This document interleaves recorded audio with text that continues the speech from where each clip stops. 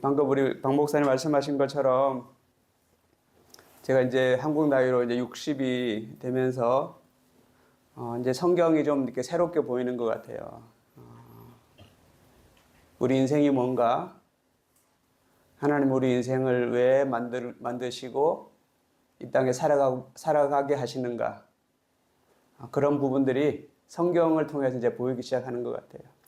그래서 오늘부터 내일 내일 저녁 3회에 걸쳐서 성경이 엄청 내용이 많잖아요. 이제 그 중에서 제가 생각하기에 이제 중요하다고 생각하는 것들을 함께 좀 나누어 보려고 그래요.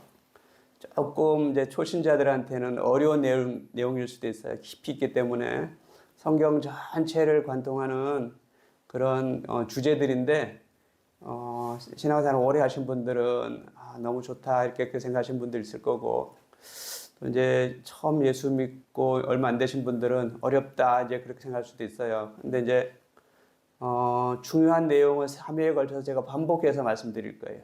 그래서 오늘 이해 안 되시면 내일 낮에 한번 또 들어보자. 내일 낮에도 이해 안 되시면 내일 밤에도 한번 들어보자. 이제 반복되는 주제들이 있으니까 3회에 걸쳐서 들으면서 지금 우리가 어디로 가고 있는가, 우리가 지금 어느 위치에 와 있는가, 하나님은 왜 이 땅에서 우리가 이렇게 힘들게 살아가게 하시는가, 그런 내용들을 좀 나눠보려고 그래요. 여러분 사는 게 편하세요? 힘드세요? 저는 많이 힘들었어요, 사는 게. 보기에는 편해 보이지만 그래도 이런저런 일을 겪으면서 인생이 쉬운 것이 아니구나 이제 많이 느꼈던 것 같아요. 그래서 미얀마도 지금 많이 어렵잖아요. 내전으로 많은 사람들이 죽고 주변 사람들이 힘들어하고, 뭐 대한민국도 마찬가지라고 그러더라고요. 대한민국도 많이 힘들다 그러고, 이렇게 혼란스러운 세상에서 우리가 어떻게 살아가야 될 것인가. 근데 이제 우리 인생의 궁극적인 방향, 목적, 우리의 위치, 그걸 알고 나면 뭐 무슨 일을 겪어도 괜찮을 것 같아요. 제 생각에는. 왜냐하면 하나님의 궁극적인 뜻이 이루어지기 때문에.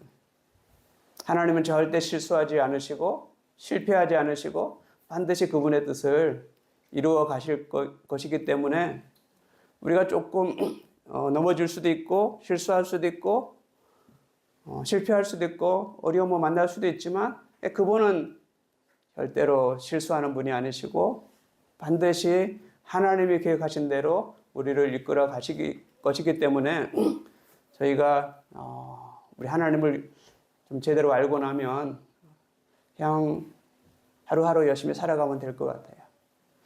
그런 내용들을 가지고 오늘 그냥 제가 하고 싶은 얘기를 근거 없이 얘기하면 안 되잖아요. 이제 성경을 가지고, 성경의 내용들을 가지고 우리가 한번 생각해 보려고 합니다. 예전에 어떤 광고에, 오래전에 아마 제가 선교직 가기 전인가 간 이후인가 모르겠는데, 어떤 회사 CEO가 나와서, CEO가 사장이 광고를 하더라고요. 뭐라고 광고하냐면, 남자들한테 정말 좋은데 어떻게 말할 수가 없네 그러더라고요. 혹시 그 광고 들어본 적 있어요? 남자들한테 정말 좋은데 어떻게 말할 수 없네. 아마 복분자 선전하셨던 것 같아요. 그 광고가 이 설교 준비하면서 왜 생각이 났냐면, 이 본문이 정말 우리 신앙생활에 중요한데 이거를 제가 설명하면 알아들을까? 내가 정말 은혜가 되는 것처럼 듣는 사람들도 이해가 될까? 그런 생각이 있는 거예요. 이제 3일, 이제 3번 말씀 전하고 나서 모든 분들이, 그렇구나. 이 하나님 이런 분이구나. 말씀이 이런 내용이구나. 하나님이 이렇게 우리를 사랑하시는구나. 하나님의 목표는 정말 원대하구나. 그게 주일날 밤 저녁에 예배 끝나는 순간, 하나님은 멋진 분이구나.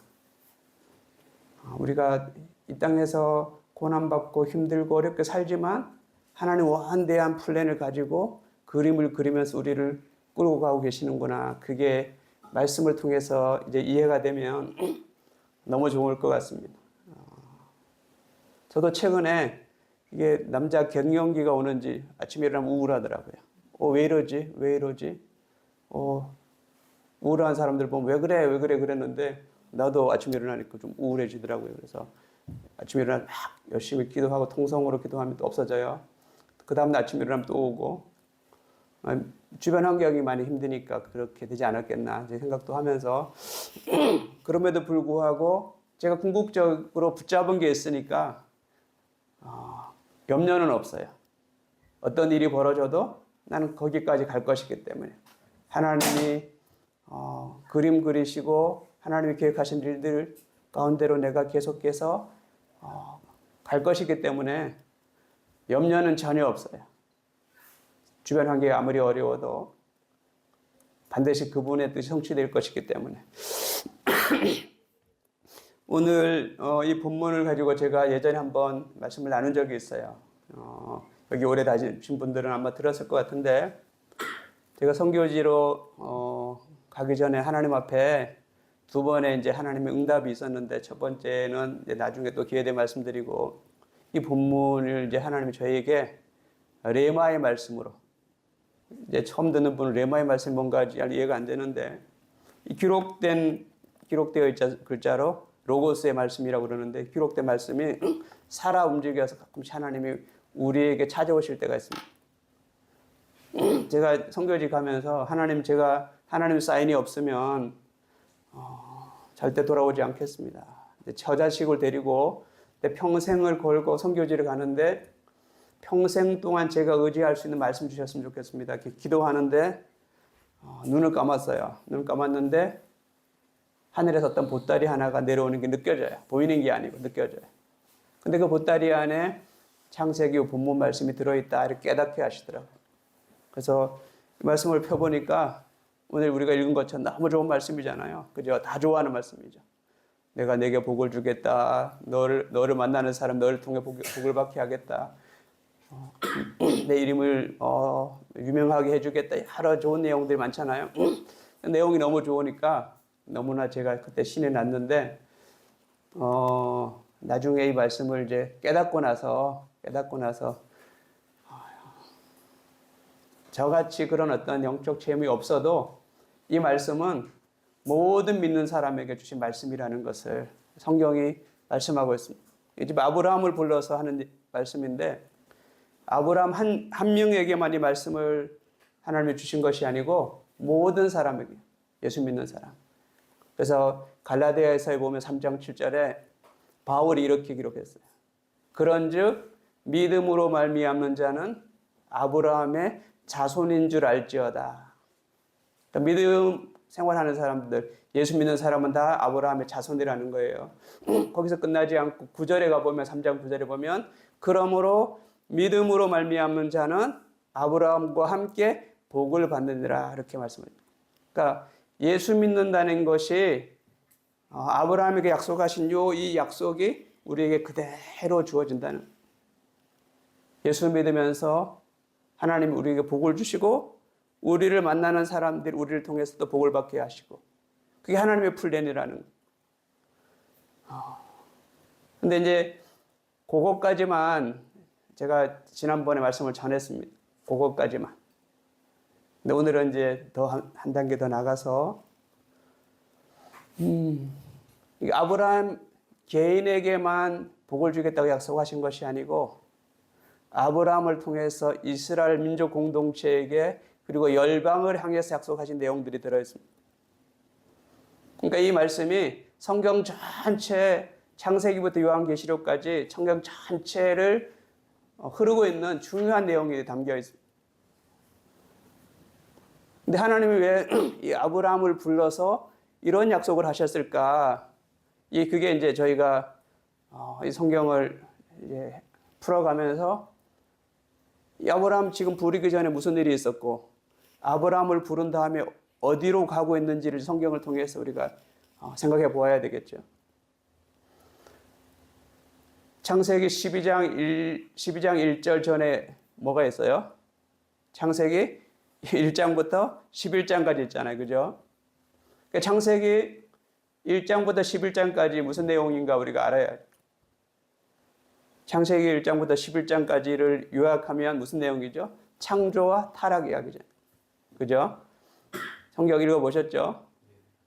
그죠? 창세기 1장부터 11장까지 읽어보면 창조 이야기 쭉 나오고 타락한 이야기 나오고 6장, 7장, 8장, 9장 쭉 보면 노아 홍수 이야기 나오고 하나님이 인간을 창조했는데 타락했잖아요. 그죠? 그러면서 이제 인류에게 여러 가지 고난들이 몰려오고 아담이 지은 죄 때문에 지금 우리가 이렇게 살아가고 있는 거잖아요. 만약에 아담이 죄 짓지 않았으면 이런 모습 살 이유가 없죠. 근데 아담이 죄 지은 것 때문에 너무 억울할 수도 있는데 나중에 성경을 전체를 풀어가 보면 하나님이 아담이 죄를 졌음에도 불구하고 더 큰 그림을 그리고 계시다는 것을 우리가 알 수가 있습니다. 다른 종교에서는 감히 상상도 할 수 없는 내용들이 성경에 있습니다. 아담이 죄를 져서 우리 인류가 지금 이 고난 가운데 빠져 있음에도 불구하고 하나님은 우리가 생각하는 것보다 훨씬 더 큰 그림을 그리고 계신다는 것을 이 성경을 통해서 우리가 알 수가 있습니다. 그래서 오늘 그런 내용들을 한번 좀 쭉 살펴보고 전체적으로 한번 세 가지 주제를 가지고 한번 생각을 해보려고 합니다. 자, 여기까지는 잘 따라오셨죠? 예, 여기까지는 어렵지 않아요. 그죠? 여기까지는 성경 내용도 뭐 별로 많이 안 하고 이제 제가 쭉 무슨 얘기 할 건지 이렇게 말씀을 드렸으니까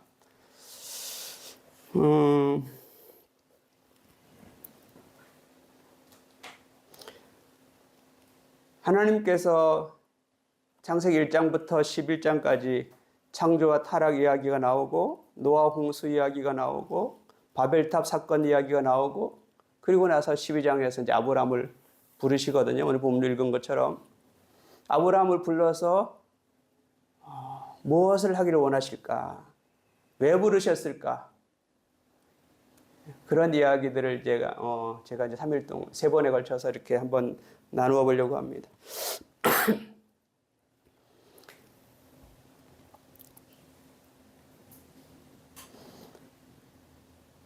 혹시 그런 생각을 해보신지 모르겠어요. 아담과 하와가 왜 타락을 했을까? 중요한 질문이잖아요. 왜 타락을 했을까? 만약 하나님이 사람을 만드실 때 로봇처럼 순종하는 그런 존재로 만들었으면 타락하지 않았겠죠. 그러니까 자유의지를 주었기 때문에 타락을 한 거죠. 만약에 하나님이 아담을 만드시면서 하와를 만드시면서 자유의지를 주지 않았다면 타락할 이유가 전혀 없겠죠. 그럼 왜 하나님이 자유의지를 주셨을까? 그리고 왜 선악을 알게 하는 나무 열매를 맺는 그 과실나무를 만들어 놓으셨을까? 이게 아주 중요한 주제거든요. 안 믿는 사람들 전도하다 보면 공격하잖아요, 우리한테. 왜 하나님 그거 만들어 놓고 그거 먹어가지고 그렇게 인간을 그렇게 고통스럽게 만드셨냐 이렇게 공격하잖아요. 공격 여러분 안 들어보셨어요? 저는 많이 들어봤습니다. 그런 공격을 안 들어보셨으면 전도를 안 해주셨으니까 안 들어봤죠. 전도해보면 반드시 공격합니다. 그런 식으로. 성경 예수 안 믿으면서 성경 많이 하는 사람들이 있어요. 전도해보면 바로 그 얘기 갖고 이렇게 공격합니다. 왜 그거 만들어 놓고 하나님 죄 짓게 만들어가지고 그렇게 우리 인류를 이렇게 힘들게 하냐 이렇게 공격하는 사람들이 있습니다. 그런 내용들도 제가 한번 같이 풀어보려고 합니다. 중요한 주제니까.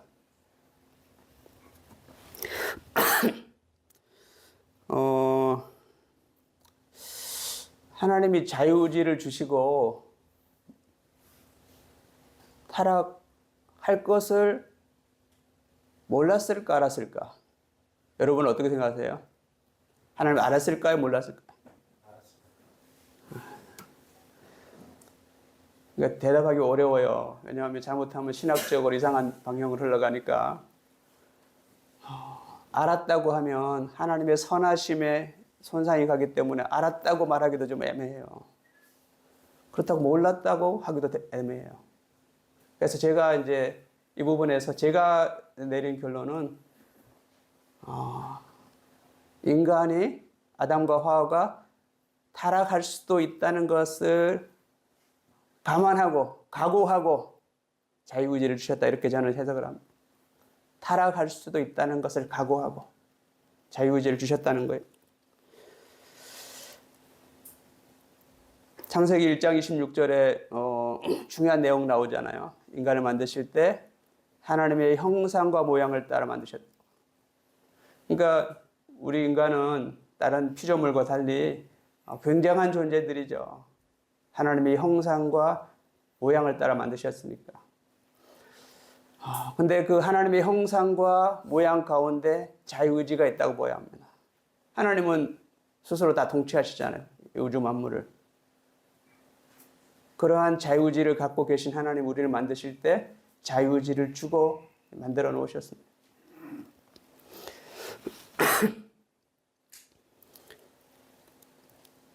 그래서 아담과 하와가 선악을 알게 한 열매를 따먹었을까, 안 따먹었을까요? 따먹었잖아요. 그죠? 따먹어서 우리가 이 모양 이 꼴로 지금 살아가고 있잖아요. 근데 창세기를 쭉 읽다 보면 2장에서 아담과 하와가 타락하자마자, 범죄하자마자 바로 이어서 3장 15절에 복음 이야기가 나와요. 복음 이야기가 3장 15절에 무슨 내용이죠? 여자의 후손은 뱀의 머리를 부수고 뱀은 여자의 후손의 발꿈치를 깨문다는 내용이 나옵니다. 알고 있죠? 그러니까 예수님의 십자가를 말씀하신 것인데, 예수님의 십자가 사건은 여자의 후손의 예수님의 발꿈치 정도 이제 상처내는 정도라는 거죠.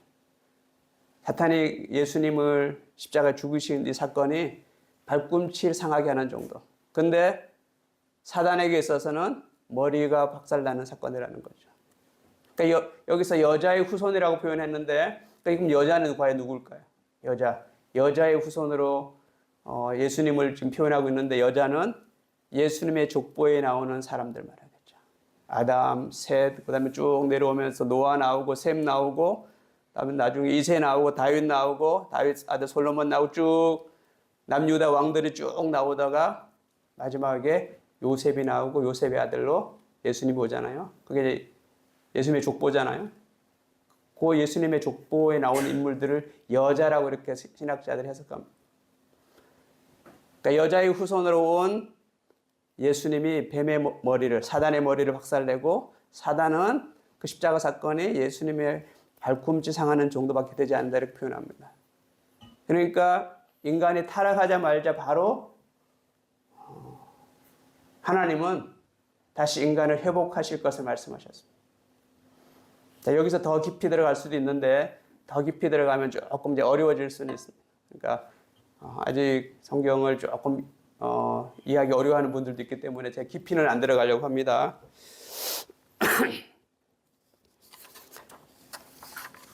그러면 아담이 선악을 알게 하는 나무 열매를 따먹으려고 할 때 하나님께서 막을 수 있었을까요? 없었을까요? 아담이 선악을 알게 하는 열매를 따먹으려고 할 때 막을 수 있었을까요? 없었을까요? 우리 박승석 집사님, 장로님. 있을 것 같습니다. 있었죠. 그죠? 천사를 세워놓고 지켜놓던가, 천사 딱 구해서 못 먹게 딱 막을 수 있잖아요. 아담이 하와의 꼬임을 받아서 따먹으려고 하는 순간, 아담! 안 돼! 소리 지를 수 있잖아요. 그렇죠? 삼키려고 할 때 목에 탁 걸려가지고 안 넘어가게 할 수도 있을 거고. 근데 안 하셨어요. 왜 안 하셨을까? 저는 하나님의 큰 그림이 있다고 저는 그렇게 받아들입니다. 자유의지를 주시고 그 자유의지를 가지고 스스로 결정할 수 있도록. 막으려면 충분히 막을 수 있었겠죠. 안 막으셨습니다. 왜? 하나님이 더 큰 그림을 그리고 싶어서. 그 내용들이 이제 계속해서 이제 성경을 통해서 풀어질 겁니다. 왜 하나님은 그냥 자유의지를 주셔서 타락하는 것을 허용하셨을까?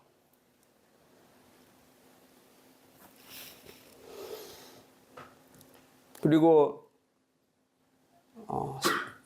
뱀이 와서 유혹하잖아요. 그죠? 뱀은 사단을 말하고 있죠. 사단이 유혹하지 못하도록 막을 수도 있었겠죠. 하나님이. 근데 안 하셨어요. 자, 그러면 하나님은 왜 이렇게 일하시는가? 저는 이것이 하나님의 전략이라고 믿습니다. 하나님의 전략. 다 알기는 어려워요. 하지만 제가 보기에는 하나님의 전략이라고 믿습니다. 하나님은 우리들이 이 땅에서 죄와 싸우면서 한평생을 살아가게 하십니다. 이 땅은 현재 사단이 활동하고 있다고 성경은 말씀하고 있습니다.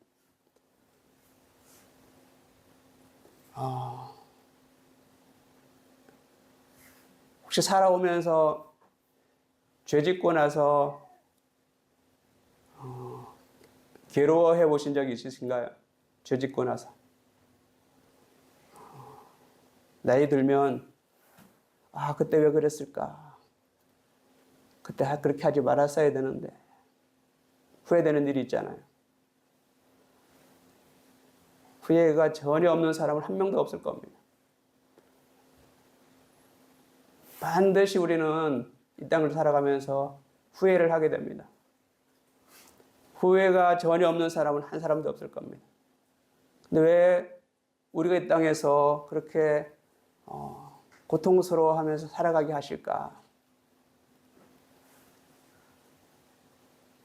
고통 없으면 좋잖아요.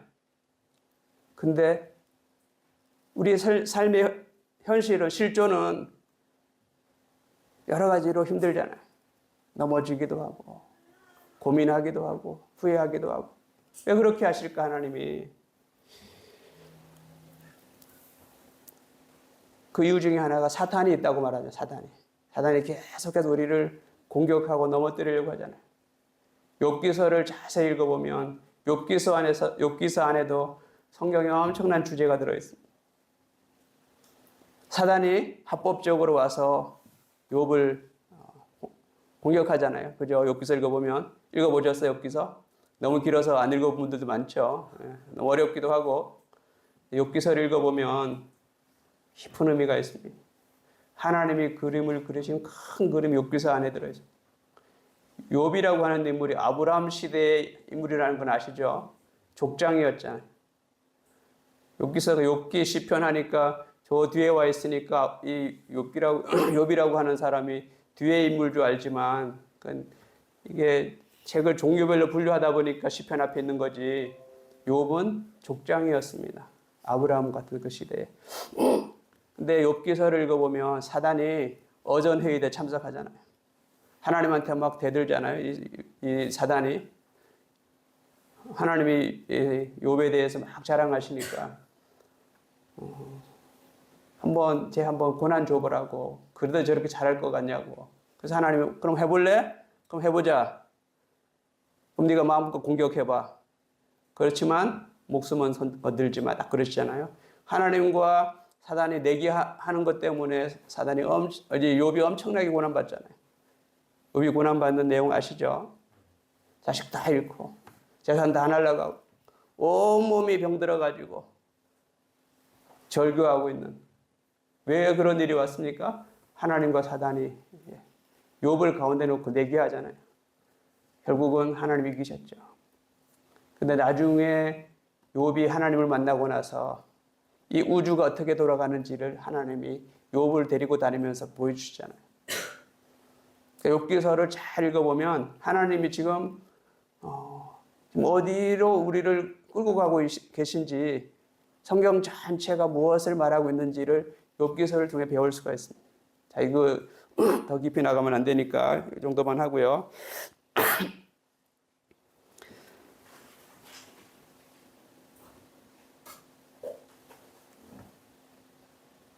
자, 이 정도로 서론으로 이제 11장까지 이 정도로 쭉 이제 정리를 하고 마무리하고요. 오늘 본문으로 이제 들어가 보려고 합니다. 오늘 본문. 이제 서론 끝났어요.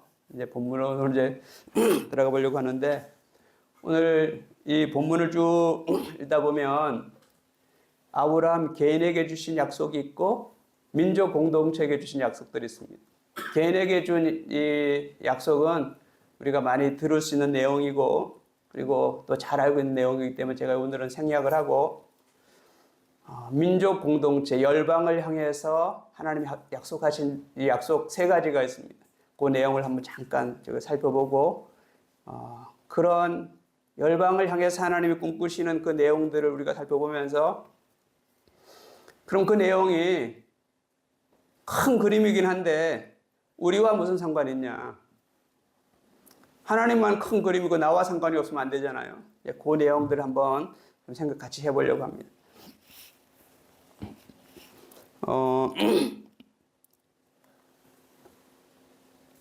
하나님께서 민족 공동체에게, 이스라엘 전체에게 주신 약속을 우리가 세 가지로 생각해 볼 수가 있는데, 첫 번째가 뭐냐 하면 2절에 보면 너로 큰 민족을 이루고 이렇게 되어 있습니다.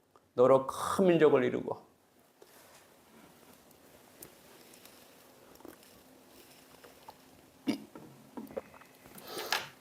여러분, 한 민족이라고 말할 때 인구가 한 몇 명이나 되면 민족이라고 말할 수 있을까요? 최소한 몇십만은 돼야 되겠죠, 그죠? 몇십만, 몇백만. 이스라엘이 애굽에서 나올 때 몇 명이 나왔어요? 애굽에서 출애굽할 때. 그렇죠? 예. 남자 장정만 60만 이렇게 얘기하니까 200만 명 됐겠죠. 근데 지금 창세기 12장에서 약속하는 내용이 지금 하나님이 가나안 땅에서 주신 약속이거든요. 근데 왜 아브라함의 후손 야곱 때에 요셉과 함께 애굽에 내려가잖아요. 430년 동안 애굽에 살다가 다시 이렇게 200만이 되어서 나오잖아요. 왜 그렇게 하셨을까? 하나님이 가나안 땅에서 200만 명을 만들 수도 있었을 거 아니에요. 근데 하나님이 그렇게 하지 않으시고 애굽으로 보내서 애굽에서 한 민족을 만들어서 200만이나 되는 한 민족을 만들어서 데리고 나오시잖아요. 왜 그랬을까? 성경학자들이 이렇게 풀이합니다. 가나안 땅을 좀 우리가 알 필요가 있습니다. 가나안 땅에 그대로 놔두면 하나님이 원하시는 그런 민족을 만들기가 어렵다고 보신 거예요. 왜냐하면 가나안에는 독특한 것이 있었습니다. 뭐냐 하면 바알 신앙이라고 하는 독특한 그런 우상 숭배라고 해야 될까요? 나쁜 신앙이 있었습니다. 여러분 바알 신 들어보셨죠? 근데 이 바알 신이 왜 그렇게 만들어졌을까? 학자들이 연구해 보니까 이스라엘 땅은 그러니까 평지가 아니고 애굽처럼 평야가 아니고 좀 산악지대잖아요. 근데 그들도 농사를 지어서 뭔가를 지어서 먹고 살아야 되죠. 그때 시대에. 근데 비가 와야 농작물이 자랄 거 아니에요. 그런 비가 와야만 그 농사를 지을 수 있는 그런 그 농토를 천수답이라고 그래요. 천수답. 근데 이스라엘에는 하나님이 두 번의 큰 비를 주셨습니다. 두 번에 걸쳐서. 이른 비와 늦은 비. 그러니까 이른 비가 와야 될 때 와야 되고 늦은 비가 와야 될 때 와야만 농사를 지을 수가 있습니다. 근데 사단이 아주 교묘하게 이 바알 신이라고 하는 이상한 종교를 만들었어요. 어차피 비는 하나님이 주시는데 이 바알 신이 어떻게 자기들의 신앙을 만들었냐면 이른 비가 내리는 시점 그 한 달 전에 희한하게 만들어 놨습니다.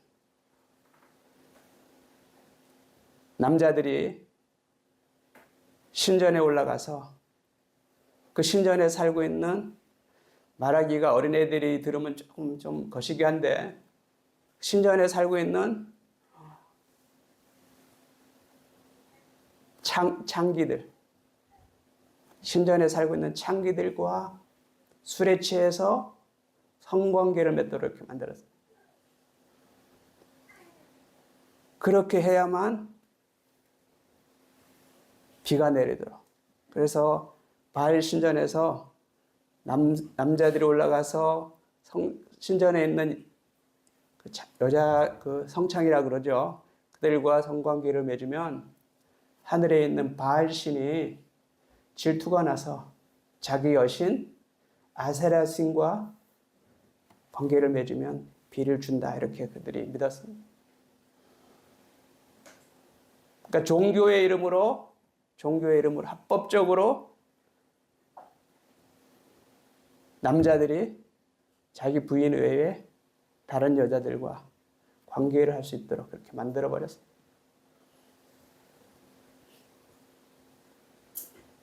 그러니까 여자들 입장에서, 부인들 입장에서 기분 좋을까요, 안 좋을까요? 안 좋죠, 그죠? 근데 막을 수가 없었어. 왜냐하면 종교적으로 그렇게 했기 때문에. 그렇게 해야만 비가 내려서 자기들이 풍요를 누릴 수 있다고 생각했기 때문에. 그러니까 무서운 종교죠. 마음에 들지 않아도 막을 수 없는, 왜냐하면 자기들의 삶과 연관되어 있기 때문에, 풍요와 상관이. 그래서 바알 신을 그래서 풍요와 쾌락의 신이라고 말합니다. 아세라 신은 사랑과 풍요의 신이라고 말하고. 그래서 이 가나안 땅을 바알 신과 아세라 신이 덮었던 거예요. 나중에 애굽에서 나온 이스라엘 백성들 200만이 나왔다고 그랬잖아요. 이 가나안 땅에 들어가서 급속도로 타락하잖아요. 왜? 인간의 본성을 자극하는 그런 종교였기 때문에. 하나님은 그걸 아시고 가나안 땅으로 보내서 200만이라고 하는 엄청난 민족을 만드셨던 거죠. 그러면 이 애굽 땅에는 그러면 그런 종교가 없었느냐? 다른 종교, 우상 숭배들 없었냐? 있었죠. 애굽에도 있었는데 바알 신앙처럼 매력적이진 않았다는 거예요. 그리고 애굽 사람들은 다른 민족에 대해서 굉장히 배타적이었습니다. 그래서 야곱의 가족이 70명이 내려갔잖아요. 애굽 사람들과 같이 공동체를 이루어서 살게 하는 것이 아니라 애굽의 북쪽의 고센 땅에서 따로 살도록 만들었습니다. 왜냐하면 애굽 사람들은 목축업하는 사람들을 부정하게 생각했습니다. 그래서 그들이 와서 애굽 사람과 같이 사는 것을 그들이 허용하지 않았습니다. 그래서 그 요셉이 아버지 야곱을 데리고 바로 왕에게 데리고 가잖아요. 그때 가면서 아버지한테 일러줍니다. 우리는 목축업하는 사람이라고 꼭 얘기하라고. 왜냐하면 고센 땅에 살아야 하기 때문에. 그 얘기 안 하면 애굽 사람들과 같이 살게 할까 봐. 그런 의도를 가지고 요셉이 아버지한테 그렇게 일러줍니다. 요셉이 형들이 그 양식을 구하러 왔을 때도 보면, 잘 읽어보면, 창세기 40장 이후에 읽어보면 애굽 사람들과 요셉의 형들 식사를 같이 안 하잖아요. 애굽 사람들, 목축업하는 사람들을 아주 부정하게 생각했습니다. 때문에 이스라엘 백성들이 고센 땅, 다른 그 지역에서 따로 하나님이 번성할 수 있도록 그렇게 마련하셨다는 거죠. 하나님은 우리가 생각하는 것보다 훨씬 더 우리의 생각을 초월해서 하나님은 계획하시고 그 일을 이루어 가신다는 것을 이 역사를 통해서 우리가 배울 수가 있는 거죠. 근데 그러면 그때 당시 사람들만 풍요와 쾌락을 좋아했느냐? 오늘날도 마찬가지죠. 인간의 본성은 풍요와 쾌락을 좋아하게 되어 있습니다.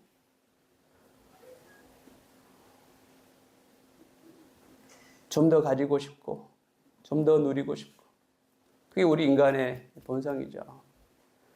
많은 걸 갖고 나면 쾌락을 누리고 싶고. 그래서 사업하는 분들 대화하다 보면 이런 얘기를 하십니다. 물이 너무 맑으면 고기가 못 산다 이렇게 표현하죠.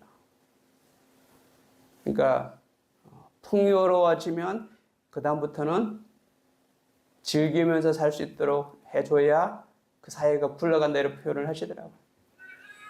그러니까 구약시대나 지금이나 사람들의 심성 가운데는 풍요를 좋아하고 쾌락을 좋아하게 되어 있습니다. 우리가 타고나게 그렇게 태어났다는 거죠.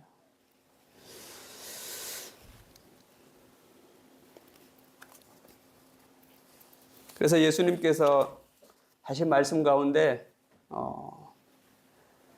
우리가 잊지 말아야 될 중요한 말씀이 있는데 너희가 재물과 나를 겸하여 섬길 수 없다 이렇게 말씀하십니다. 한 번도 그렇게 말씀하신 적이 없는데 예수님과 다른 어떤 거하고 비교해서 말씀하신 적이 없는데 유일하게 너희가 재물과 나를 겸하여 섬길 수 없다 그러십니다. 그만큼 우리가 거기에 마음을 빼앗길 수밖에 없는 존재라는 것을 예수님은 아셨던 거죠. 그러니까 우리가 신앙생활 하면서 재물이 너무 좋은데 거기에 빠지면 하나님이 잘 안 보이죠. 그러니까 하나님이 주시는 재물은 좋은데 하나님은 제껴놓고 재물을 따라가면 하나님 원하시는 삶을 살 수가 없는 거죠. 그만큼 재물이 우리의 마음을 빼앗아 간다는 거죠. 그래서 예수님이 재물과 나를 겸하여 섬길 수 없다. 중요한 내용입니다. 제가 또 나중에 주제를 가지고 한 번 더 다시 또 설명할 텐데 아무튼 그렇게 하나님은 애굽에 내려가서 이스라엘 민족을 만들어서 다시 가나안 땅으로 올라오게 하십니다. 이 첫 번째 이제 아브라함에게 약속하신 그 내용이고요. 두 번째 보면 7절에 보면 내가 이 땅을 내 자손에게 주리라 이렇게 약속하십니다. 한 민족을 이루려면 땅이 있어야 됐잖아요. 그죠? 7절에서 내가 이 땅을 내 자손에게 주리라. 근데 여호수아서를 우리가 쭉 읽어보면 가나안 땅에 살고 있었던 그 가나안 족속들과 애굽에서 나온 이스라엘 백성들과 전쟁하면 누가 이길 수 있었을까요? 애굽에서 막 올라온 이스라엘 백성들과 가나안 땅에 살고 있던 원주민들과 싸우면 누가 이길 수 있을 것 같아요? 여호수아서 읽어보면 가나안 사람들이 이기죠. 철병기를 가지고 있었고 성 위를 마차가 다닐 정도로 그 두껍게 성을 쌓았고, 그러니까 실력으로 싸워서는 이스라엘 백성들이 전혀 이길 수 없는 그런 상황이었죠. 그러니까 하나님께서 싸워주지 아니하시면 절대로 이길 수 없는 그런 상황이었죠. 그러니까 이스라엘 백성들과 가나안 사람들이 전쟁에서 이긴 것은 하나님이 싸워서 이스라엘 편에 서 주었기 때문에 가능했던 거지 이스라엘 사람들의 힘으로는 도저히 불가능했죠. 거의 불가능했죠. 그래서 12명의 정탐꾼을 가데스바네에서 보내서 정탐하고 돌아와서는 여호수아와 갈렙에 외에 나머지 10명은 정직하게 보고하잖아요. 도저히 못 이긴다 우리. 올라가 보니까 뭐 사람들도 덩치 크고 무기도 가지고 있고 이 성도 완벽하고 우리가 가서 이길 수 없다. 정확하게 본 거죠. 근데 여호수아와 갈렙은 믿음의 눈으로 보았던 거죠. 하나님이 함께 하면 이길 수 있다. 자, 근데 하나님이 가나안 땅을 이스라엘 백성들에게 주실 때 다 주셨어요? 좀 남겨놓았어요? 다 주셨어요? 남겨놓았어요? 여호수아서 읽어보셨어요? 남겨놓았잖아요. 그죠? 다 안 주셨잖아요. 왜 그랬을까? 다 주시면 좋은데 안 주셨잖아요. 다. 왜 그랬을까? 하나님의 의도가 있었죠. 이스라엘 백성들이 타락하면 그들을 통해서 혼내려고. 이스라엘 백성들이 하나님 말 순종하지 않으면 채찍으로 매로 쓰시려고 다 주시진 않았죠. 그래서 이스라엘 백성들이 범죄할 때마다 계속 주변 나라들에서 공격을 당하잖아요. 어려움 당하잖아요. 하다 안 되니까 나중에는 북이스라엘이 아수르에 완전히 넘어가고, 나중에는 남유다도 바벨론에 넘어가고 그렇게 하시잖아요.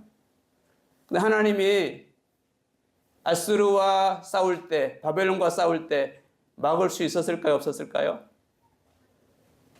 여러분 어떻게 생각하세요?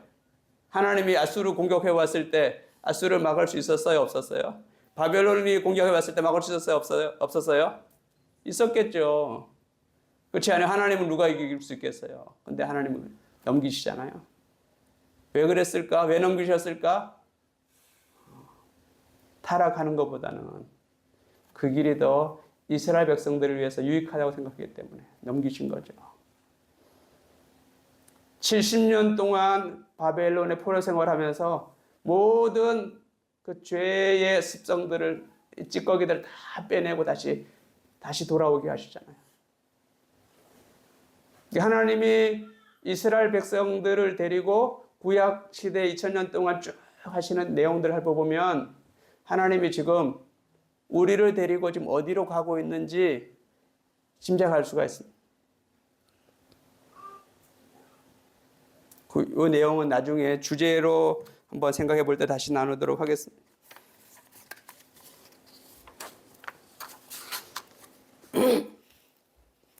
조금 전에 말씀드린 것처럼 우리는 이 땅에서 많은 사탄의 공격을 받으면서 살아가고 있습니다. 그 공격을 받으면서 실수하기도 하고 넘어지기도 합니다. 후회하기도 합니다. 그러면서 우리가 깨닫게 되죠. 하나님 말씀에 불순종하게 되면 우리에게 유익하지 않다는 것을 배우게 됩니다. 우리에게 손해라는 것을 깨닫게 됩니다. 명예스럽지 않다는 것을 깨닫게 됩니다. 나이 들어가면서 좋은 게 뭐냐면 깨달아진다는 것. 불순종하면 나에게 유익하지 않구나. 젊었을 때는 잘 안 깨달아져요. 근데 나이가 이제 60 들어가니까 불순종하면 이게 나한테 명예롭지 않은 거구나. 유익하지 않은 거구나. 깨닫게 되는 것 같습니다. 결국은 하나님께서 우리를 하나님이 원하시는 성품과 인격으로 만들어가고 계십니다. 그리스도의 장성한 분량까지 간다고 성경은 말씀하고 예수님의 장성 분량까지 우리를 하나님께 성장시켜 가실 것이다. 그것이 성경의 약속입니다.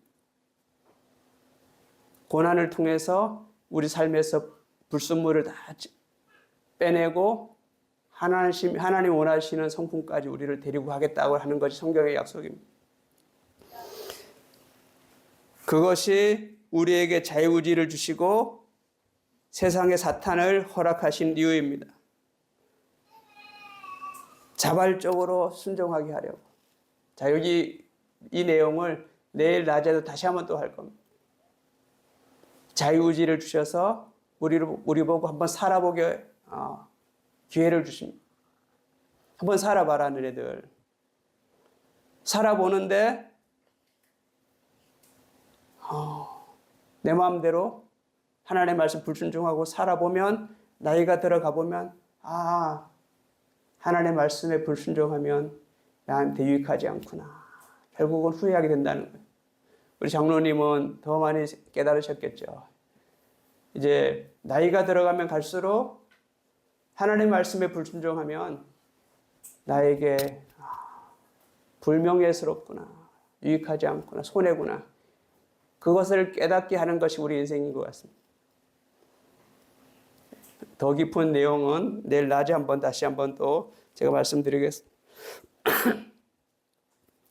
불신자들은 왜 하나님께서 가나안 땅에서 잘 살고 있는 가나안 족속들을 죽이시고 몰아내시고 그 땅을 이스라엘 백성들에게 주셨는가라고 반문합니다. 여러분 그런 질문 안 받아보셨어요? 제 동생한테 전도하니까 그러더라고요. 왜 하나님은 가나안 땅에서 잘 살고 있는데 그 사람 왜 죽이고 왜 이스라엘 백성들 줬어? 그거 나 마음에 안 들어 그러더라고요. 똑똑한 불신자들은 그렇게 질문합니다. 그죠? 여러분 어떻게 대답하셨어요? 그렇게 질문하면 여러분 어떻게 그렇게 질문하면 어떻게 대답하실 거예요? 대답할 걸 준비하고 있어야죠. 한 번도 전도 안 해보셨으면 그런 말도 안 들어보셨겠죠. 저 많이 들었어요. 전도하다가. 논리적으로 제 동생을 못 이기겠더라고요. 그래서 그냥 나중에 너도 알게 될 거야. 예수 믿고 나면 이해될 거야. 이제 그렇게 설명했는데 안 믿는 사람들 보기에는 그렇잖아요. 하나님은 왜 가나안 사람들 잘 살고 있는데 다 죽이고 왜 이스라엘 백성한테 줬어 그 땅을. 그 하나님 나쁜 분 아니야. 하나님 잔인한 분 아니야. 그렇게 말하잖아요. 근데 성경은 뭐라고 말하냐면 그 땅에 죄악이 관영했기 때문이다라고 말합니다. 그 땅에 죄악이 관영했기 때문에. 하나님이 아브라함에게 가나안 땅을 주겠다 약속하시고 얼마나 기다리신지 아세요? 심지어 685년을 기다리셨습니다. 685년을 기다리시면서 하나님이 아브라함한테 말합니다. 아직은 때가 되지 않았다. 이 땅에 죄악이 관영하지 않았다. 가득 차지 않았다. 이렇게 하나님 말씀하십니다. 여러분 한번 쭉 가서 계산해 보세요. 제가 쭉 계산을 해보니까 685년이 걸렸더라고요. 아브라함이 약속하고. 야곱의 가족 70명이 애굽으로 갈 때까지의 계산을 쭉 해보면 215년이 걸렸고 애굽에서 430년 동안 생활했고 광야에 나와서 40년 동안 광야에서 뺑뺑이 돌았고 다 합치면 685년. 685년 기다렸다가 완전히 그 가나안 땅의 죄악이 관영하니까 하나님이 그들을 이제 치고 이스라엘 백성들에게 주셨다고 이렇게 성경은 말씀하고. 그러니까 성경을 모르니까 하나님은 잔인한 분이라 이렇게 설명하는 거죠. 도저히 하나님 참다 못 참고 하나님 더 이상 안 되겠다 싶을 때 그때 가나안 땅에 하나님께서 이스라엘 백성들을 들여보내십니다. 자, 세 번째로 넘어가겠습니다. 시간이 많이 가네. 제가 너무 말을 천천히 하니까 괜찮아요? 천천히. 이 원고 가지고 빨리빨리 읽으면 한 시간에 다 할 수 있는데 제가 말로 설명하니까 시간이 금방금방 가네요. 예. 이 내용을 가지고 양곤에 있는 교회에서 한 40분에 설교했던 내용인데 풀어서 설명하려고 그러니까 엄청 시간이 많이 가네. 예. 아무튼 이제 오늘 성경을 잘 모르는 분들도 있어서 제가 자꾸 설명을 하려고 하다 보니 시간이 길어지니까 이해를 해주시고 오늘 다 이해 못하면 또 내일 낮에 또 이해하고 저녁에 또 이해하고 이렇게 했으면 좋겠습니다. 자, 세 번째로 3절에 보니까 모든 족속이 너로 말미암아 복을 얻을 것이라 말씀. 모든 족속이 너로 말미암아 복을 얻을 것이라. 이 구절이 중요한 구절인데요. 모든 족속이 열방이잖아요. 열방이 너로 말미암아 복을 얻을 것이라. 아브라함이 약속하신 거예요. 이 내용을 창세기 22장에 가보면 이렇게 말씀하십니다. 내가 내게 큰 복을 주고 내 씨가 크게 번성하여 하늘의 별과 같고 바닷가의 모래와 같게 하리니 내 씨가 그 대적의 성문을 차지하리라. 또 내 씨로 말미암아 천하 만민이 복을 받으리니 이는 내가 나의 말을 준행하였음이니라 하셨다 하니라. 창세기 22장은 아브라함이 이삭을 번제로 드리는 그 사건 내용이잖아요. 그러니까 하나님 말씀을 순종해서 아브라함이 이삭을 번제로 드리려고 하잖아요. 근데 실제로 드리지는 않았죠. 대신 아들 이삭 대신 양을 하나님 주셔서 이렇게 번제 드리잖아요. 그 사건 하나님 말씀 순종한 다음에 이렇게 하나님 말씀하셨어요. 여기서 내 씨는 예수 그리스도를 의미합니다. 예수 그리스도. 그러니까 내 씨로 말미암아 예수 그리스도로 말미암아 천하 만민이 복을 받으리니 이렇게 약속합니다. 이 내용을 사도 바울은 갈라디아서에 보면 3장 16절 이렇게 기록했습니다. 이 약속들은 아브라함과 그 자손에게 말씀하신 것인데 여럿을 가리켜 그 자손들이라 하지 아니하시고 오직 한 사람을 가리켜 내 자손이라 하셨으니 곧 그리스도라 이렇게 말합니다.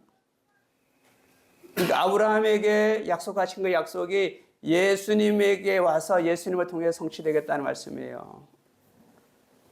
그러니까 예수님 오시기 전에 2000년 전에 아브라함이 약속했었던 것들이 예수님 이 땅에 오심으로 인해서 그것이 천하 만민이 열방이 복받는 대로 돌아오게 될 것이다. 하나님 그렇게 말씀하셨습니다. 하나님은 아브라함에게 주신 약속을 예수 그리스도를 통하여 신실하게 이루어가고 계십니다.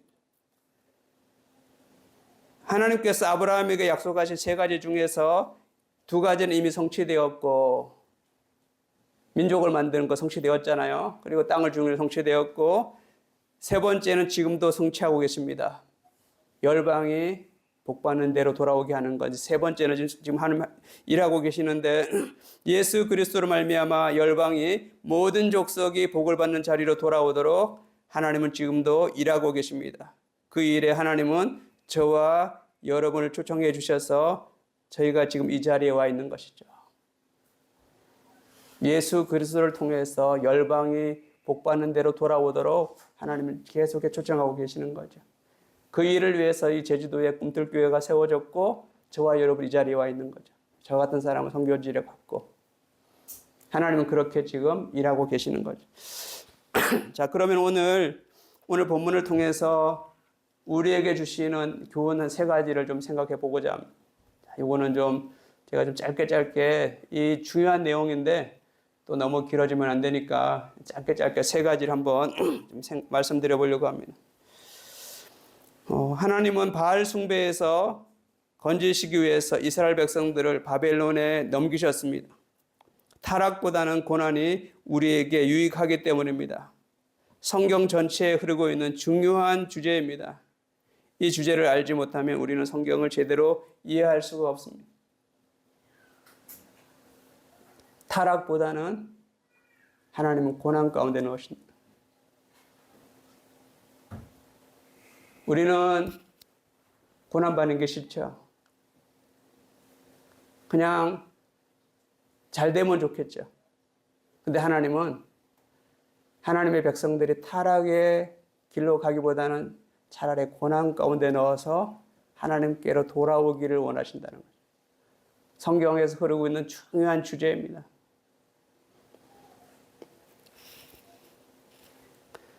하나님이 인류에게 내리신 최대의 형벌은 뭐라고 생각하십니까? 하나님께 인류에게 내리신 최대의 형벌?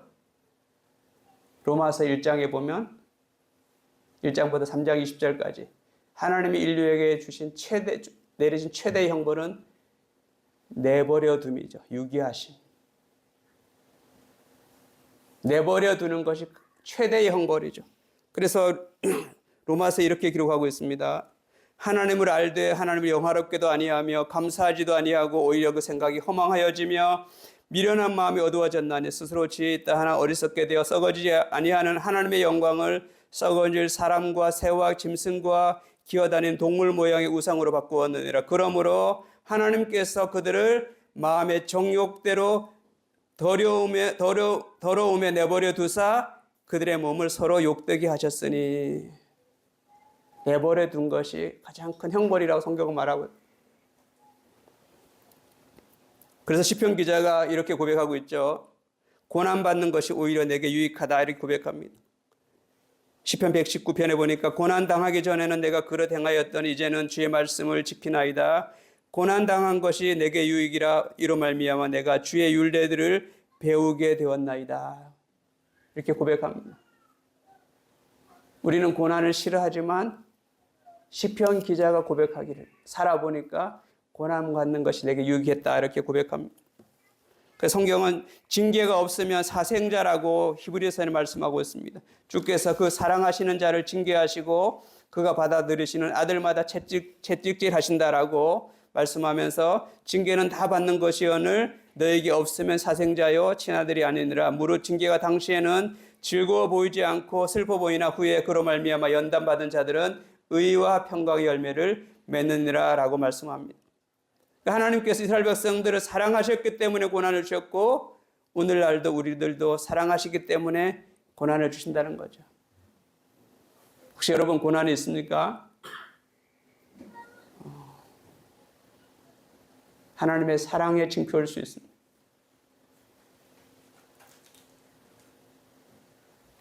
우리 인간들은 고난받지 않으면 절대로 하나님께로 돌아오지 않습니다. 그렇게 우리가 창조되어졌습니다. 고난 없으면 좋겠지만 하나님이 우리가 우리 내멋대로 살아가면 내버려두는 게 가장 큰 형벌이고 사랑하시면 반드시 하나님이 따라오셔서 고난을 주신다는 거예요. 성경의 말씀입니다. 그것이 오히려 우리에게 유익이다, 축복이다라고 성경은 말씀하고 있습니다.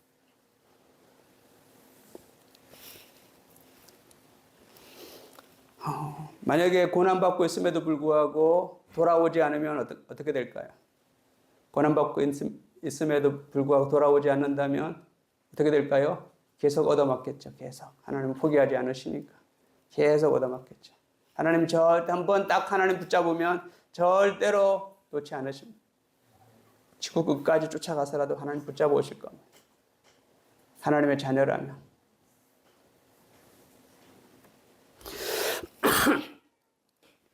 두 번째로 또 중요한 주제가 우리가 본문을 통해서 배울 수가 있는데요. 하나님께서 애굽에서 이스라엘 백성들을 만들기 위해서 누구를 먼저 보내셨죠? 누구를 보내셨어요? 요셉 보내셨죠. 그죠? 요셉. 그래서 시편 105편에 보면 요셉의 일생을 이렇게 간단하게 기록하고 있습니다. 우리가 요셉 본받아야 된다. 요셉 하는데 요셉의 인생을 어떻게 기록하냐면 그가 한 사람을 앞서 보내셨으며 곧 요셉이 종으로 팔렸도다. 그의 발은 착고를 차고 그의 발은 착고를 차고 그의 몸은 쇠사슬에 매었으니 곧 여호와의 말씀이 응할 때까지라 그 말씀이 그를 단련하였도다.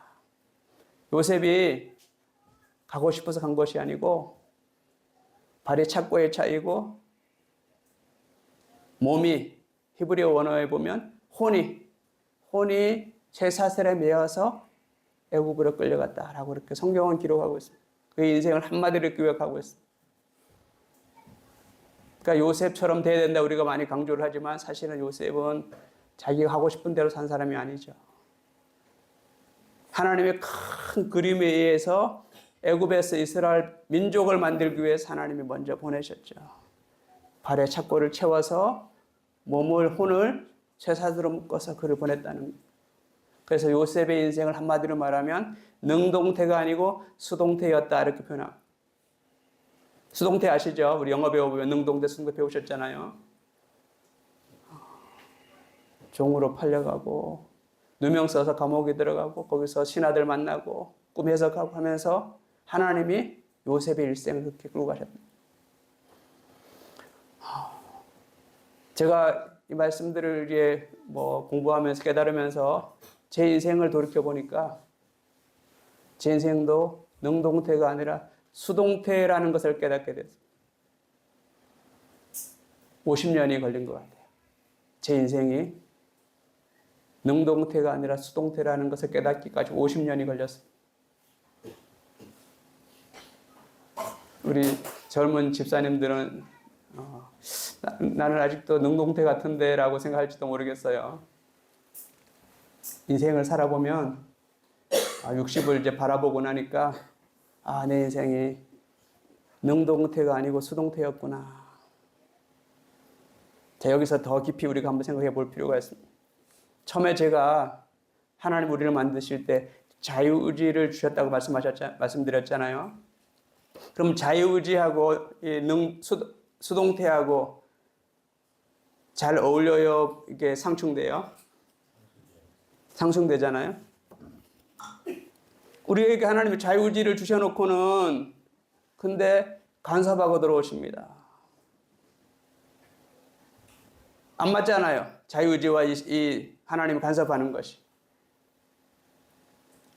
하나님이 선택하지 않은 사람들은 그냥 자유의지로 살아가다 내버려 두십니다. 근데 하나님이 선택한 사람들은 반드시 간섭에 들어오십니다. 하나님이 그냥 멋대로 살도록 절대로 내버려 두지 않습니다. 무슨 방법을 통해서라도 하나님을 추적하십니다. 무서운 하나님이십니다. 아내를 통하든 가족을 통하든 하나님 반드시 하나님의 자녀들은 반드시 간섭하십니다. 구원할 자는 하나님 절대로 포기하지 않습니다. 성경에 흐르고 있는 중요한 주제입니다. 때문에 우리가 하나님 앞에서 자랑할 수가 없는 거죠.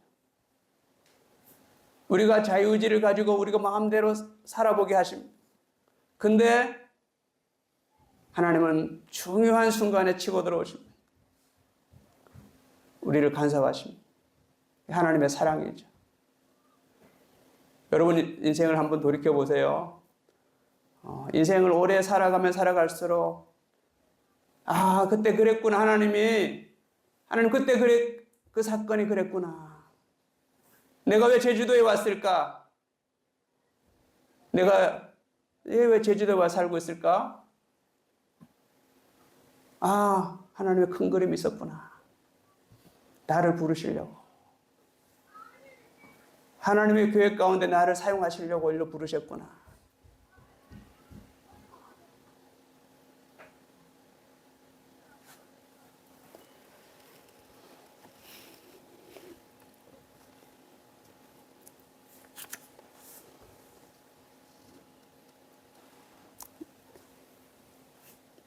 하나님의 간섭하심과 우리들의 자유의지가 합해져서 우리 인생이 만들어져 가고 있습니다. 저는 정확한 표현이라고 그렇게 믿습니다. 자유의지를 주셔서 마음껏 살아가게 하십니다. 살아보라고 하십니다. 기회를 주시고 살아봐 그래. 네가 하고 싶은 대로 한번 살아봐. 그렇지만 하나님이 아니다 싶으면 치고 들어오시죠. 저도 제 인생 예수 안 믿었을 때 내 마음대로 한번 멋지게 살아보려고 일찍 철들어가지고 인생 한번 성공해보려고 그렇게 살았는데 지금 돌이켜보니까 그 길을 못 가도록 하나님 계속 저에게 질병으로 찾아오셨어요. 중요한 고비고비마다 하나님 질병 주시더라. 공부 못하게. 공부 열심히 해서 한번 성공해 보려고 중요한 고비 때마다 하나님이 결국은 대학교 다닐 때 교수님이 전도해서 예수 믿고 제가 기도하다가 방언이 통변이 되면서 우리 가족 다 구원시켜 주시면 제가 선교사가 되겠습니다. 이 말이 튀어나오고 머리를 아치 하는 생각이 들더라고요. 선교사가 뭔지도 모르고 우리 가족 다 구원시켜 주시면 제가 불교 집안이었는데 제가 제일 처음 예수님 믿었는 우리 가족들 다 구원시켜 주시면 제가 선교사가 되겠습니다. 말이 튀어나오고 그리고 머릿속은 아차.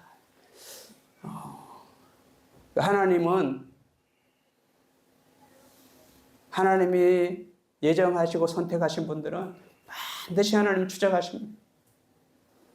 제가 이 내용을 한번 미얀마에 있는 한 교회에서 설교를 하고 같이 점심을 먹는데 뒤에서 누가 툭툭 치더라고요. 보니까 잘 아는 이제 권사님이에요.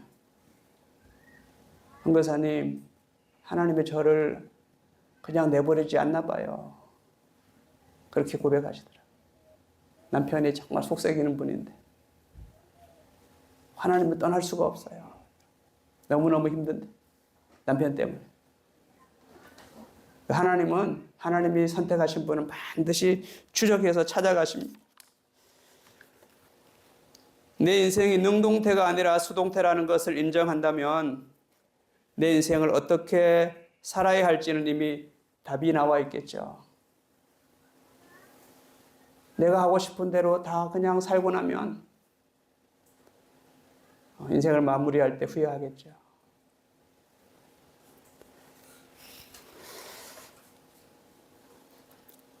이 내용들 다시 한번 또 내일 낮에 저녁에도 다시 한번 나눠보려고 합니다.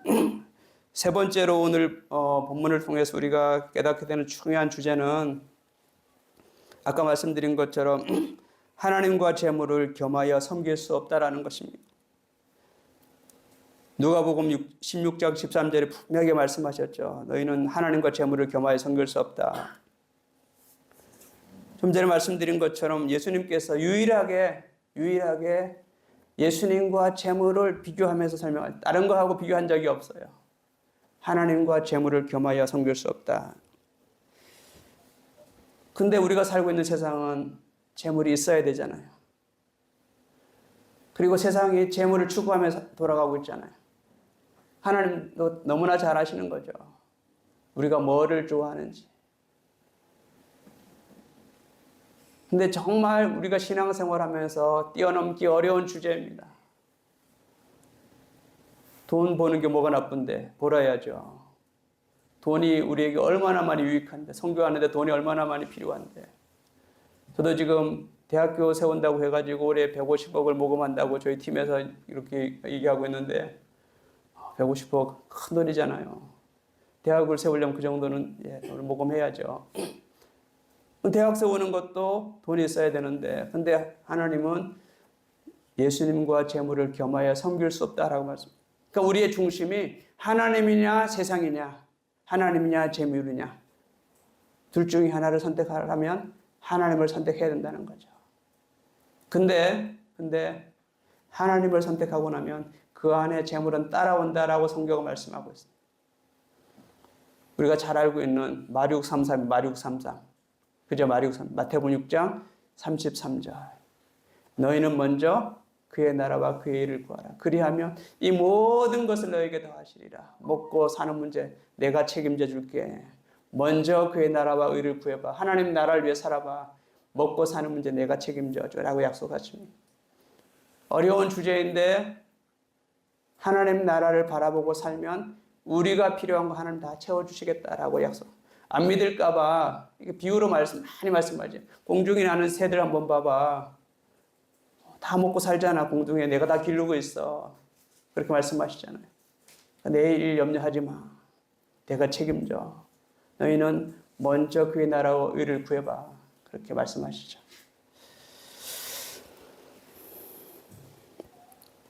성경은 어떤 것이라도 하나님과 동등한 이치에 놓고 추구하고 있다면 모두 우상 숭배라고 말씀하고 있습니다. 이것은 우리가 실천하기가 정말 어려운 주제입니다. 하나님과 상관없이 물질만을 추구하고 있다면 그것은 분명히 우상 숭배입니다. 그러나 하나님을 제대로 믿는다면 하나님께서 우리에게 필요한 모든 것을 다 공급해 주시겠다라고 성경은 약속해 주셨습니다.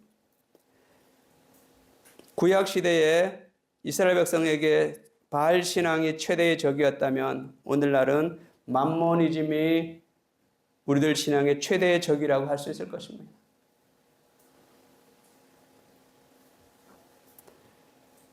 눈에 보이는 풍요와 쾌락을 추구할 것인가, 아니면 눈에 보이지 않는 하나님을 따를 것인가, 이것은 성경 전체에서 다루는 중요한 주제입니다. 근데 눈에 보이는 것 따르기 훨씬 쉽죠. 하나님 눈에 안 보이는데, 물질은 눈에 보이는데, 하나님은 그 사이에서 우리가 믿음으로 살기를 원하시는 거죠. 하나님과 재물.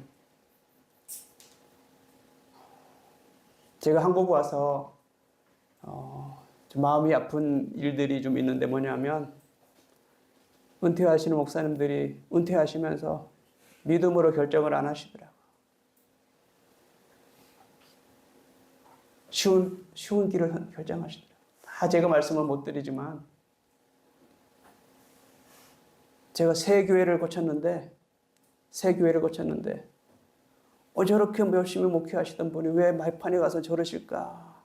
정말 어려운 내용이구나. 이 내용이 눈에 보이는 하나님을 눈에 보이지 않는 하나님을 따를 것인가, 눈에 보이는 물질을 쫓을 것인가.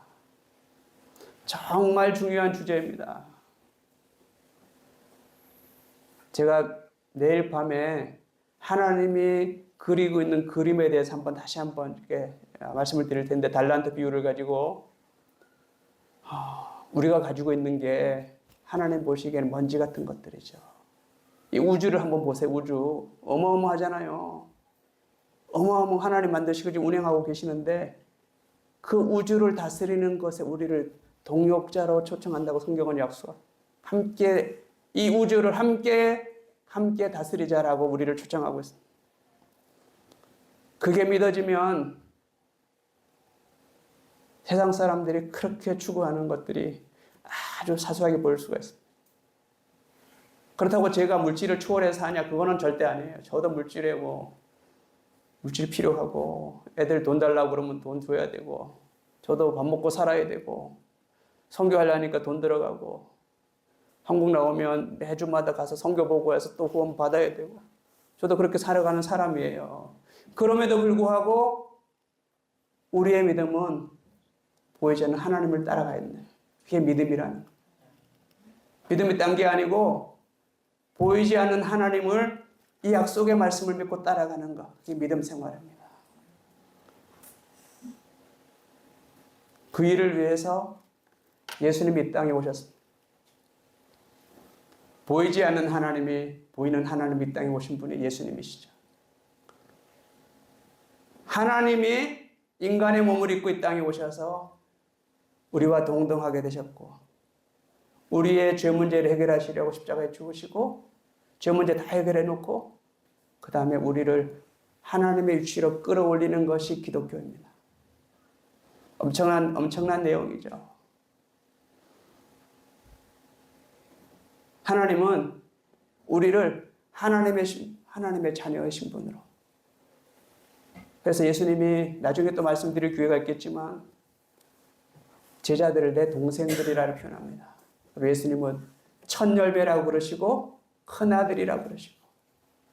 그러니까 로마서 8장 17절 해석해보면 우리를 하나님의 상속자로 그래요. 예수님과 함께. 엄청난 내용이죠. 하나님이 우리를 예수님과 함께 하나님의 상속자로 우리를 불렀다라고 성경가 말씀합니다. 너무나 엄청나서 다 우리가 이해는 할 수 없겠죠. 그게 하나님이 그리는 그림이라는 거죠. 그러니까 이게 믿어지면 가슴이 뛸 수밖에 없는 거예요. 아, 하나님이 우리를 어디로 데리고 가고 계시는가? 하나님이 어떤 것을 지금 그림을 그리고 계시는가? 장차 우리가 예수님 다시 오시면 어떤 상태로 될 것인가? 그게 믿어지는 것이 믿음이고, 그 믿음이 하나님이 주셨기 때문에 이건 누가 뺏어갈 수도 있는 것도 아니고,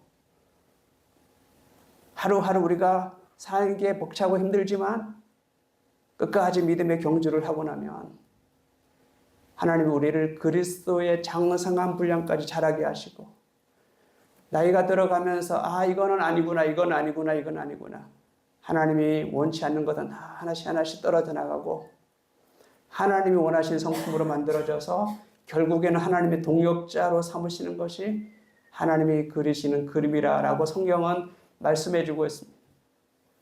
이 부분은 이제 나중에 내일 저녁에 다시 한번 말씀드리겠습니다. 오늘 제 말투가 조금 이렇게 듣기가 답답하잖아요, 그죠?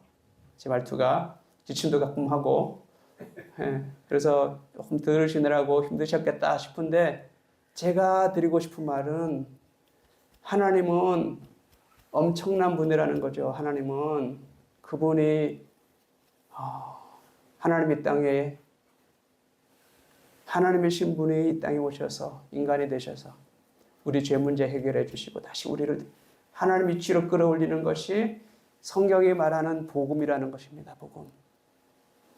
이것이 믿어지면 조금 고난받아도 괜찮습니다. 조금 손해받아도 괜찮습니다. 왜냐하면 반드시 그 자리로 갈 것이기 때문에. 저와 여러분이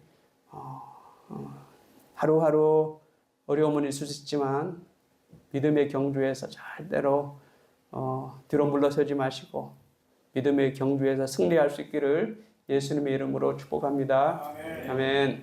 내일 낮에 돌아온 탕자 비유 얘기 나누고 저녁에는 이제 달란트 비유 가지고 오늘은 이제 서론이라고 보시면 되시고 내일 점심 저녁에 이제 또 중요한 내용들을 같이 나누면서 성경이 뭐라고 말씀하고 있는지, 하나님 어떤 플랜을 가지고 우리를 끌고 가고 계시는지 오늘 밤 제가 설명드린 내용들이 조금 이해가 됐길 바라고, 이해가 안 됐던 부분들은 내일 점심때 저녁 때 또 들으면서 또 다시 한번 나누면 좋겠습니다. 잠깐 시간 우리 목사님 기도 인도하시는 거 제가 마무리 기도하고 마치겠습니다. 예. 기도하겠습니다. 하나님 아버지.